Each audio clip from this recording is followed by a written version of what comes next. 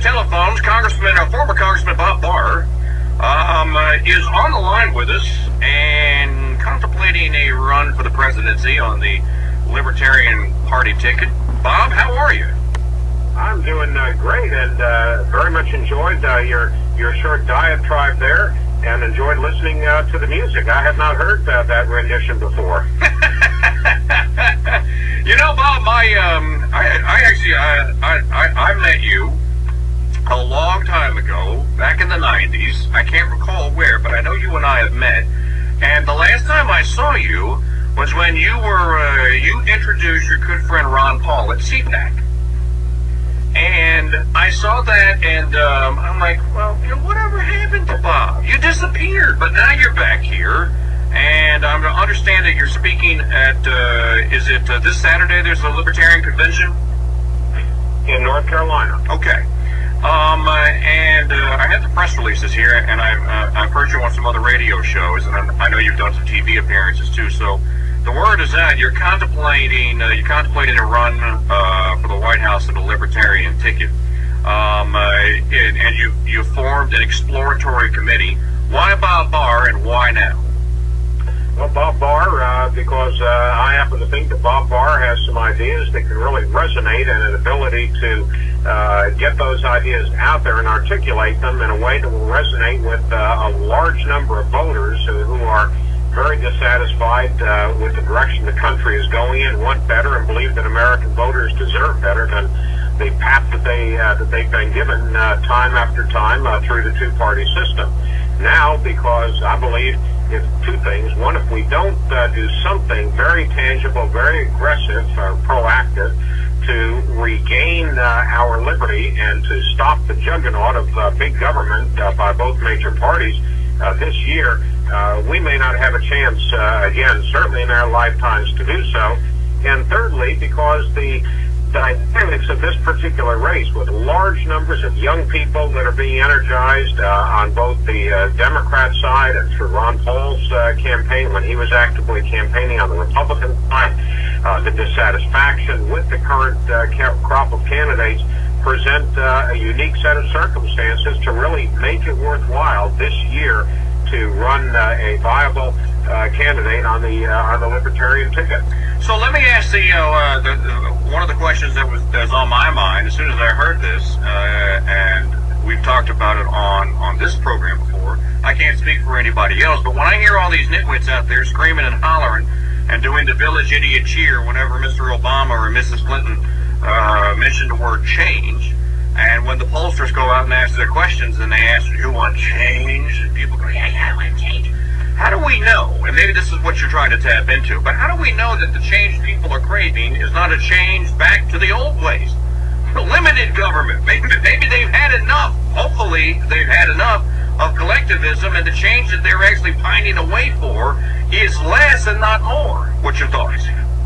I hope so, and I think that is the case. Certainly I can't speak for everyone out there and would never purport to, but what I sense, and I do a lot of traveling around the country, you speak with people from all over the country as well on a regular basis, what I'm hearing is people truly are worried and fed up with the growth of big government, the control over their lives, their economy, their education the government is exercising, and the loss of privacy through such things as warrantless electronic surveillance, data mining, the Real ID, National ID card program. These sorts of things really are bothering people. It's the result of government becoming so intrusive that it is affecting people in virtually all aspects of their lives. And it's also the result of a lot of work that you and I and a lot of other individuals and organizations, from the ACLU to the American Conservative Union, have been involved in over the last 5 years or so to keep these issues on the forefront of the political agenda. So, in your mind, and Bob Barr is with us, should I call you Congressman Barr? Because I've heard people call you Congressman Barr, and you were elected several times, and I would like to respectfully honor respectfully honor your service in the U.S. Congress, but at the same time, with a 12% approval rating, maybe we shouldn't.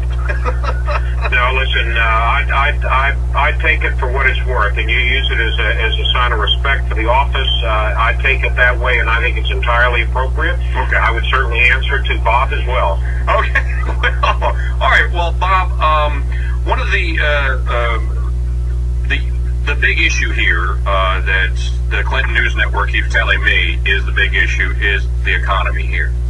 And I had a conversation with an author a couple of weeks ago, and who wrote the book, The Politically Incorrect Guide to the Constitution. And his observation was, it was shocking to him that the American public is so readily able to digest the promises of Mr. Obama and Mrs. Clinton when they're basically campaigning for what amounts to a monarchy. Because in order to deliver on any of these things, you just have to rip the Constitution up and proclaim yourself king or queen and just start writing checks. Is that that's not how you would run your presidency, is it? What's your thoughts on that? Hardly. The problem is twofold, I think. First of all, there is a deep-seated systemic constitutional ignorance at work in our country that goes back many years through the public education process, families not being involved, students not, and adults alike not learning about and understanding our form of government, what the Constitution is, was intended to be.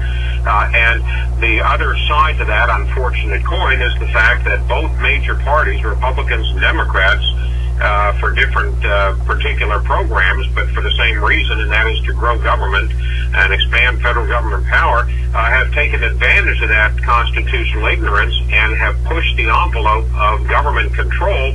With the Democrats, it's largely economic control, raising taxes, using more and more taxpayer money to institute more and more government-mandated programs. On the Republican side, they do some of that, but they also have pushed the envelope with regard to taking away our right to privacy and our civil liberties by the boogeyman of terrorism and this notion that as the so-called commander-in-chief, the president can do whatever he wants, including violating the law and ignoring the law. That's the situation, the state that we're in now. And the Libertarian Party, which is unique among American political entities and truly standing for maximized individual liberty and minimized government power, is there to try and carry the banner of freedom forward, and I want to be a part of that. Well, let's talk about this terrorism thing for just a little bit here, because the first question many people have, and the first question I have when I hear Libertarian candidate is that, the Army's disbanded, no national defense, no circumstances under which national defense would be exercised. Well, my reading of the Constitution, and especially of John Jay's Federalist 2, 3, 4, 5, 6, 7, and 8, the whole reason for the compact, or one of the overpowering reasons, was so that there could be provided for a national defense. So when you say the boogeyman of the terrorists, there are real terrorists out there. There are real bad guys out there. Does President Barr take that seriously, one? And number two, what then is the president's constitutional role in dealing with that? Absolutely. I take threats to our national security and our sovereignty very, very seriously. Being a libertarian is not at all consistent with the notion that the nation, as a nation state, has a right to protect itself, to maintain its sovereignty, and to have a national defense for that purpose. The emphasis, though, needs to be on defense, which it is not nowadays. There is no legitimate national defense need that would necessitate preemptively occupying another nation and going out there and using huge resources of the American public and lives and money to build another nation. But that is not to say that we should not have a national defense established. We need to protect our borders, we need to protect our country, our sovereignty, and our vital national security interests. And that includes, if there are those who would commit acts of terrorism to harm us, our institutions, our embassies, for example, we absolutely have the right, and under a Bob Barr administration would exercise the right to defend ourselves.